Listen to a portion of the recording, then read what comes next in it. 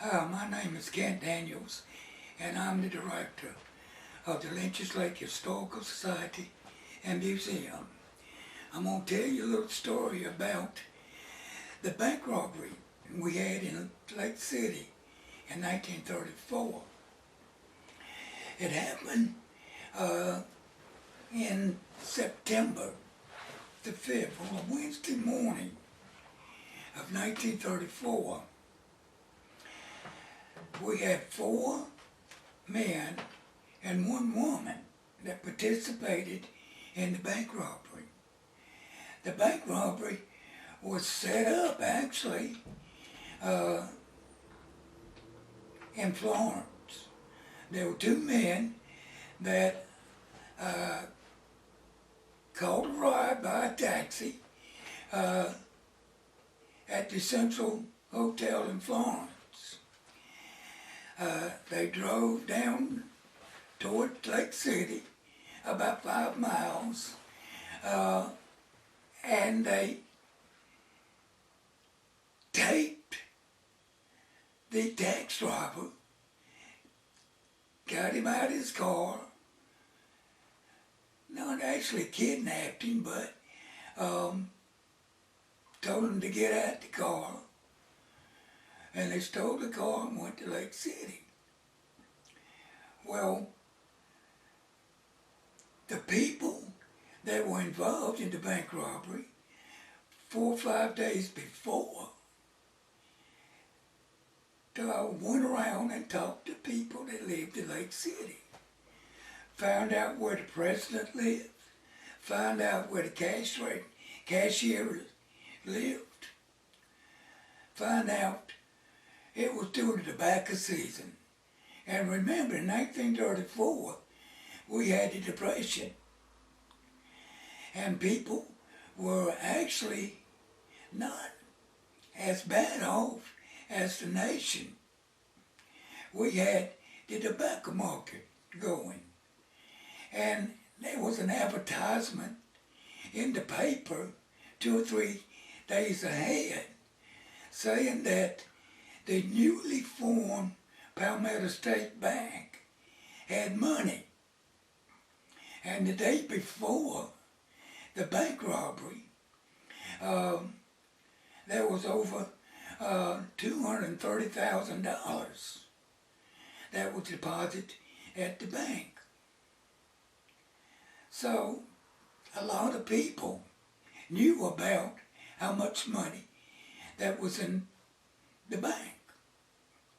So that morning at 7 o'clock, these 3 guys and a woman, went to the president's house, which was at North Blandon Street, past the high school or the elementary school now, in Lake City.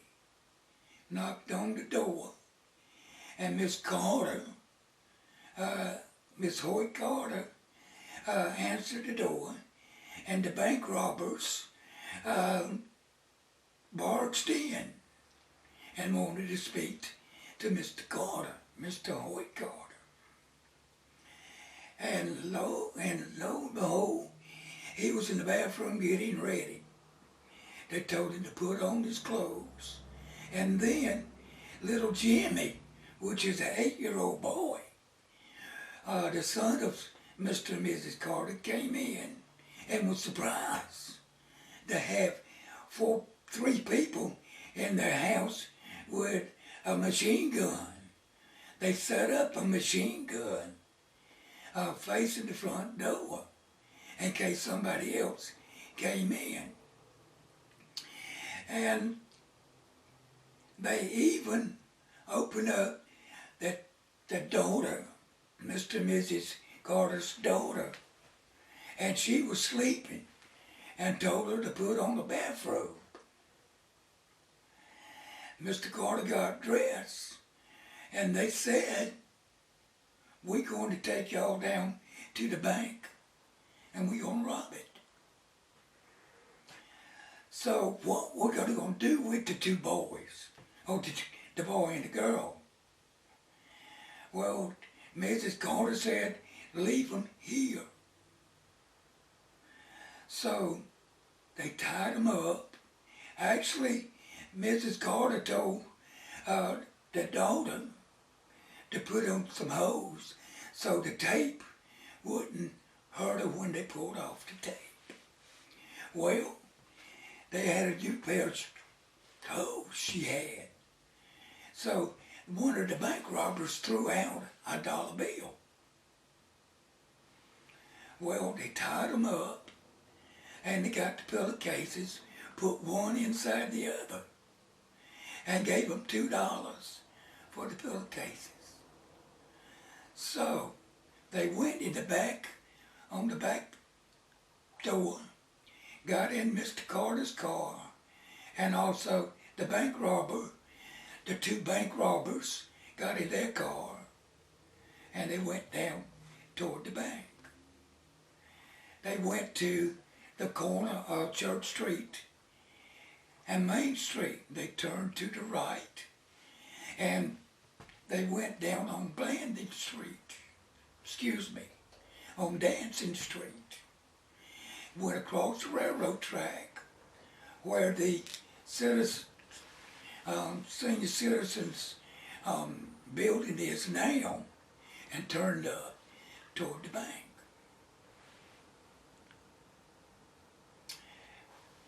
At the bank, they went in, and Mr. Fred Starvey was there, and they said, well, y'all come in early. And he thought that the two bank robbers were the examiners. But the bank robber said, hey, we're robbing your bank. We want all of your currency. Keep the silver. And back then, all the money was silver except for the penny and the nickel. He said, we want all the currency. So they stuffed the money in. They got in the car, and both cars went toward Highway 52. They dropped off Miss Carter and told her to walk down to the bank, but don't set an alarm until they were out of town.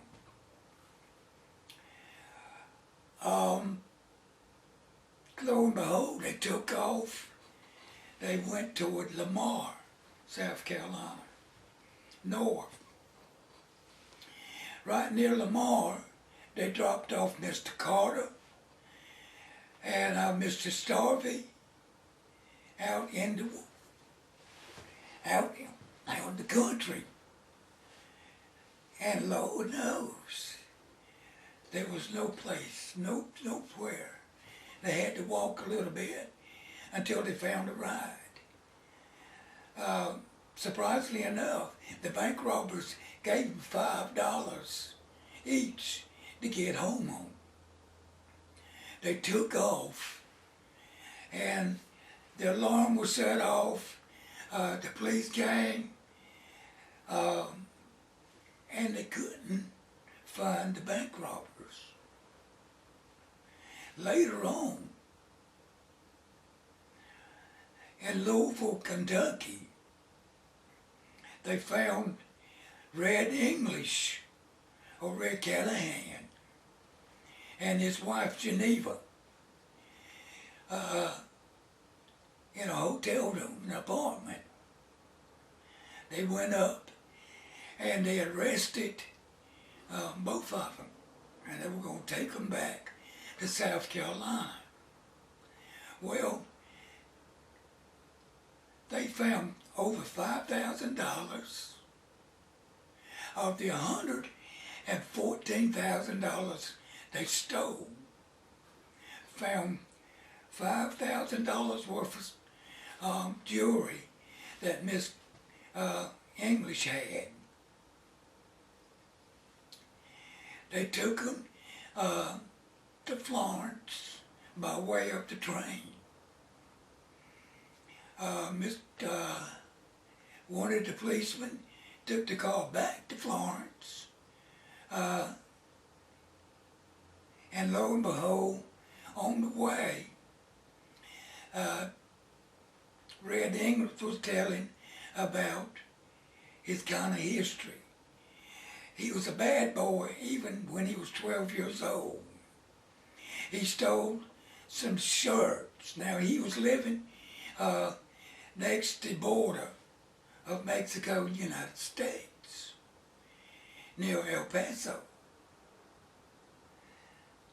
And I don't know if it was El Paso or not, excuse me about that, but it was near the border. And he had a contract with a law enforcer in Mexico to buy the shirts. So that eventually led to bank robbery.